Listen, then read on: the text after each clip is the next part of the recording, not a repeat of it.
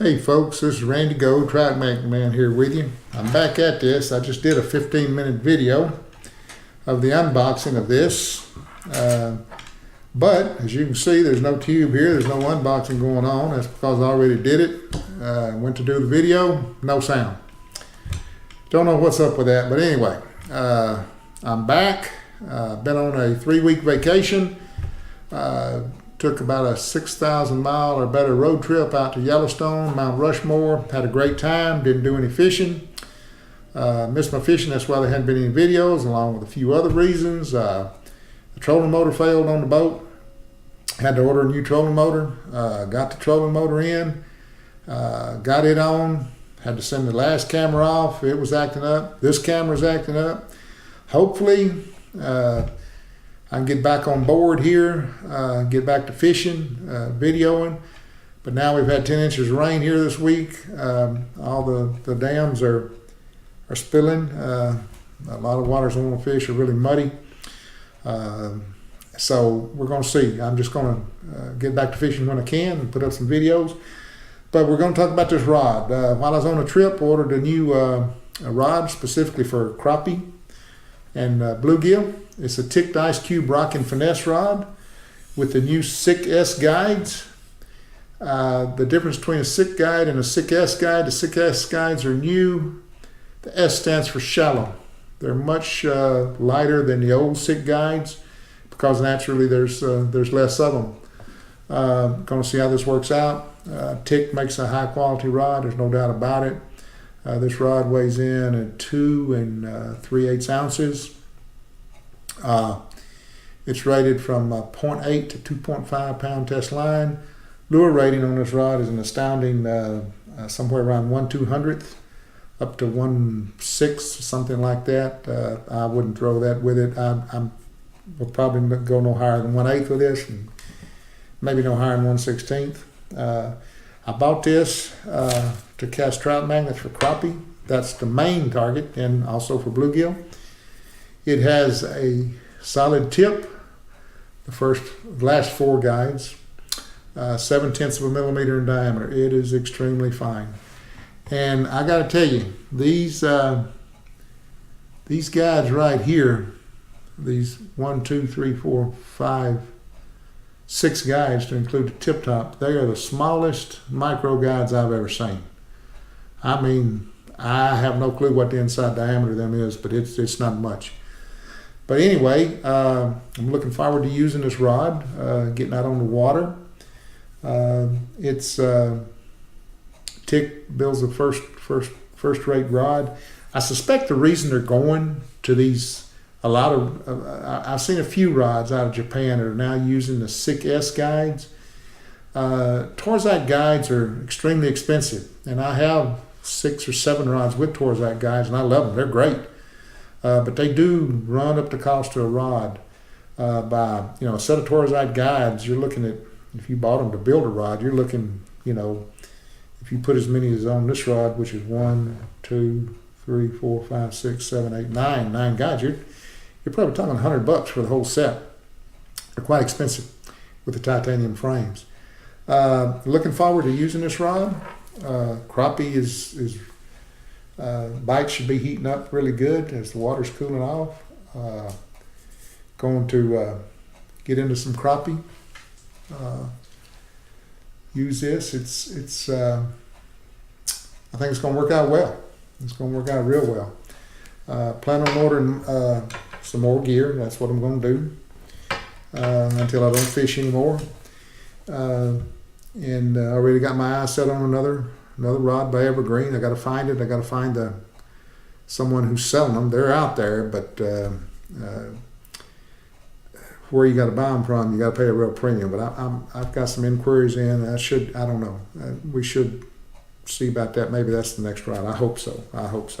This was my fallback rod if I couldn't get the Evergreen, and I couldn't find the Evergreen. The Salty Sensation limber tip.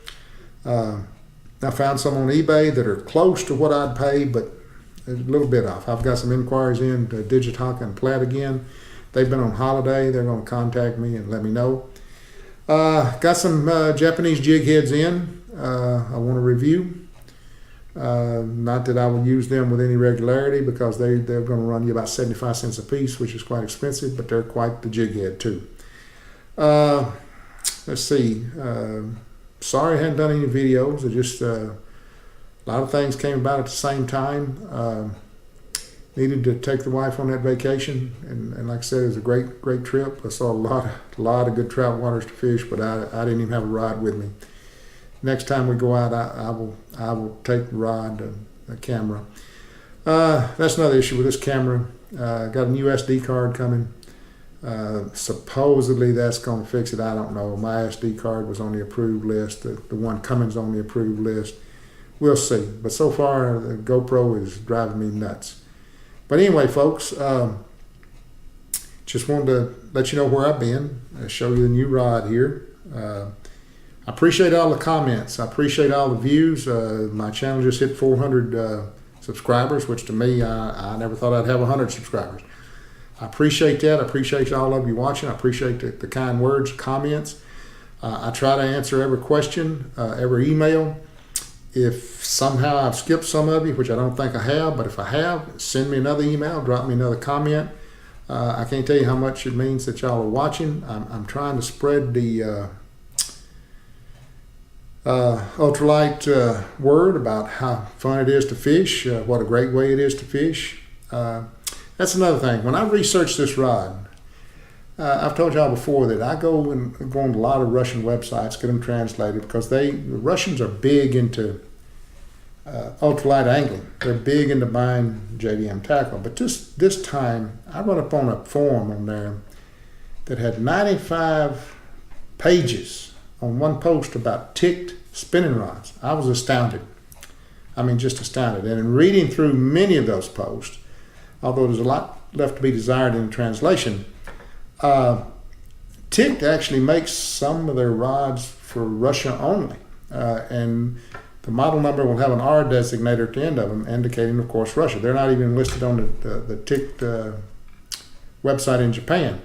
That just shows you how huge they are in Russia, that they would build a rod just for Russia. They build several rods just for Russia, which tells me they sell a lot of rods in Russia. But so does Yamaha Blank, so does Major Craft, so does Evergreen, everybody. The Russians just scarf these things up. I can't tell you how many videos I've watched of where Russians will take this rod right here, load it up with what is obviously more than 2.5 pound test, which is what this is, the max line rating on this rod, catching huge trout. They're having a ball. So anyway, I hope all of y'all have been able to do some fishing. I hope you've been catching fish. I'm hoping this weather clears up here where I can get on the water soon, get some more videos done. I still have to permanently do my connector on the trolling motor right now. I just have it temporarily on there because before I went on vacation, I just got the motor in a couple of days before I went, got it installed, and so I just got the connector on there temporarily, so I have to do that permanently.